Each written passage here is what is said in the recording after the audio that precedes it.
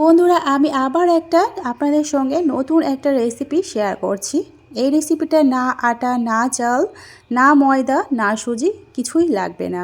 সকালবেলা কিন্তু ঝটপট টিফিন নাস্তার রেসিপিটা বানানো যায়। আপনারা চাইলে কিন্তু লাঞ্চ বক্সে বাচ্চাদের কিংবা বড়দের কিন্তু সবাইকে দিতে পারেন। আর ঝটপট কিন্তু ব্রেকফাস্টও বানিয়ে নিতে পারেন।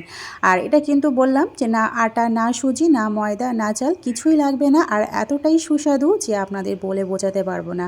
আর এটা যদি টিফিনে বানানো দেওয়া যায়, ছোট থেকে বড় সবাই কিন্তু টিফিনটা কিন্তু খালি নিয়ে আসবে, কথা দিচ্ছি। আর এতটাই নরম যে আমি আপনাদেরকে দেখাচ্ছি। আর এটা কিন্তু অনেকক্ষণ ধরে সফটই থাকবে, একদমই শক্ত হয়ে যাবে না এই টিফিনটা, নাস্তার রেসিপিটা। তো চলো শুরু করা যাক। আশা করছি স্কিপ করে দেখবেন না। আর ভিডিওটা শুরু করার আগে ছোট্ট একটা লাইক দিয়ে শুরু করবেন। তো চলো শুরু করা যাক। আর যারা আমার চ্যানেলে নতুন, তোমাদের যদি আজ থেকে রেসিপিটা ভালো লেগে থাকে আর আমাকে যদি বন্ধু করে যেতে দাও, প্লিজ সাবস্ক্রাইব করে পাশে থেকে যেতে পারেন। তো এখানে একটা ছোট বাটি নিয়েছি আমি, মিডিয়াম সাইজের। আর এখানে আমি ডালিয়া নিয়েছি। ডালিয়াটা হচ্ছে গমের গুঁড়া। সেই ডালিয়াটাকে আমি এখানে কাঁচের বাটিতে 1 বাটি পরিমাণ নিচ্ছি। আপনাদের পরিবার অনুযায়ী যেরকম লোক ওই হিসাবে সেরকমই আপনারা বাড়িয়ে কমিয়ে নেবেন। তো ডালিয়াটাকে একটু আমি ভালোভাবে পরিষ্কার করে জল দিয়ে ধুয়ে নিচ্ছি। তো এখানে পরিষ্কার করে জল দিয়ে ধুয়ে নিয়েছি। আর এটাকে আমি 1 ঘন্টার জন্য ভিজিয়ে রাখছি। তো 1 ঘন্টা পরে আমি ফিরে আসছি বন্ধুরা। তো 1 ঘন্টা পর ফিরে এলাম। দেখো ফুলে ডবল হয়ে গেছে। আর একদম এগুলো ডালিয়াগুলো খুব নরম হয়ে গেছে। এবারে আমি এই জলটাকে ফেলে দেব। ফেলে দিয়ে আমি মিক্সার গ্রাইন্ডার জারেতে দিয়ে খুব ভালোভাবে পেস্টটা করে নিচ্ছি। তো এখানে আমি বেশ কিছু টুকরো আদার টুকরো দিয়ে দিলাম। আর এখানে কাঁচা লঙ্কা দিয়ে দিলাম 3টে। আপনারা ঝালটা কম বেশি বাড়িয়ে কমিয়ে নেবেন। এবার মিক্সার গ্রাইন্ডার জারেতে দিয়ে একটা ব্যাটারটা খুব ভালোভাবে এরকম একটা ব্যাটার বানিয়ে নিয়েছি। তো দেখতে পাচ্ছেন কীরকম, খুব একটা ঘন না, খুব একটা পাতলা না, একদমই মিডিয়াম সাইজে রেখেছি। আর এখানে 2টো বড় সাইজের পেঁয়াজ কুচি রেখেছিলাম। আর এখানে বেশ কিছু একটুখানি অল্প পরিমাণ ফ্রেশ ধনিয়া পাতা কুচি। আর এখানে 4টে কাঁচা লঙ্কা। আর এখানে আমি লবণ দিয়ে এই পেঁয়াজটাকে খুব ভালোভাবে মেখে নিচ্ছি। এতে করে কিন্তু পেঁয়াজটা খুব ভালোভাবে নরম হয়ে যাবে।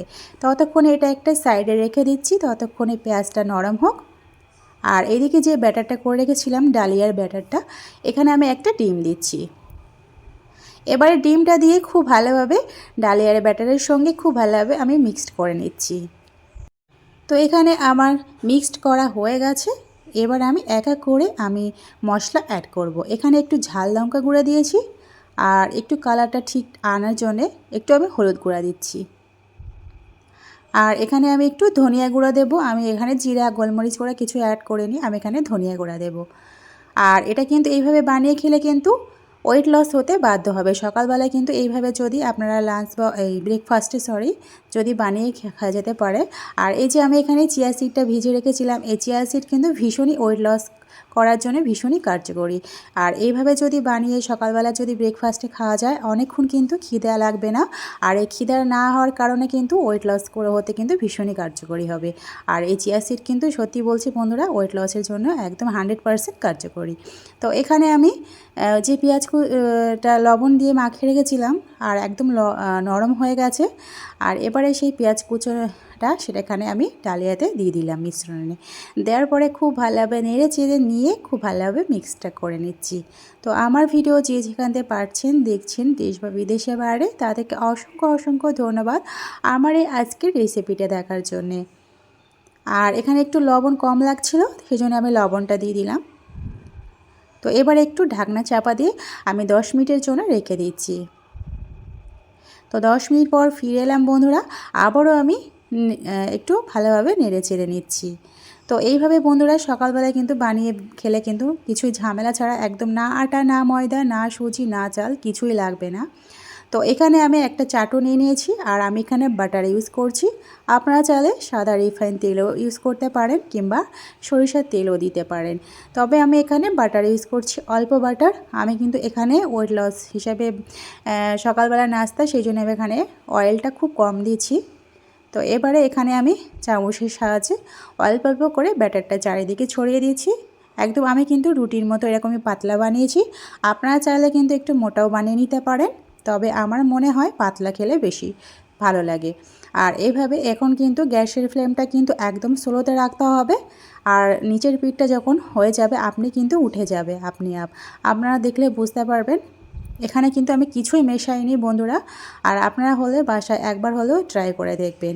এবারে আস্তে আস্তে হয়ে যাচ্ছে। আমি এখানে 5 মিনিটের মতো একদম স্লো আঁচে রেখেছিলাম। আর দেখতে পাচ্ছেন একদম কালারটাও চেঞ্জ হয়ে গেছে। এবার আপনি উঠে যাচ্ছে। এবার আমি উল্টে দিচ্ছি।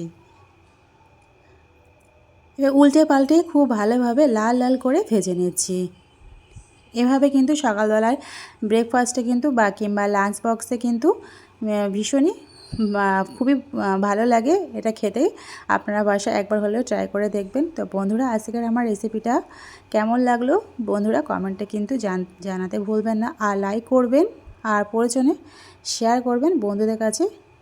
তো আজকে এই পর্যন্ত, আবার অন্য এক রেসিপি নিয়ে আপনাদের সঙ্গে হাজির হব। খোদা হাফেজ।